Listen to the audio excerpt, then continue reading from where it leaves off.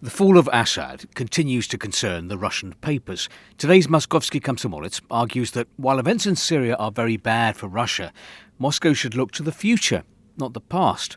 Russia cannot afford to engage in its national sport of hand-wringing and wearing sackcloth and ashes. The whole system of Russia's presence in the Middle East, constructed over the last 10 years and into which very considerable resources had been invested, has in the blink of an eye turned into a bygone political age. This is a lamentable, upsetting, agonizing fact that cannot be denied or understated. But it is no reason for a lengthy emotional outburst. Russia simply doesn't have time for that. Why not?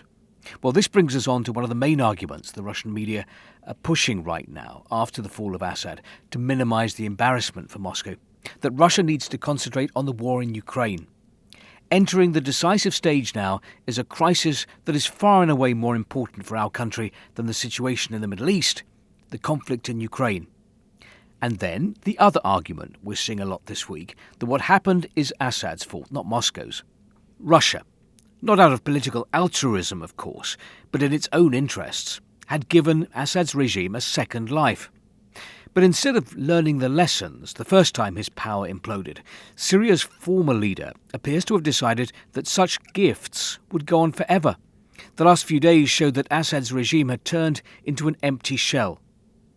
But then, the writer argues that despite everything, Russia is still thinking big. Modern Russia is a power that retains global ambitions. The Ukrainian conflict, which distracted Moscow from Syria, shows Russia's serious intentions as a great power and global player. A controversial line that. Russia's so-called special military operation in Ukraine did not go at all according to plan, turning instead into a bloody 3-year war. After the fall of Assad, Moscow has lost a considerable, very considerable number of political trump cards, but other countries still need it, want contacts with it.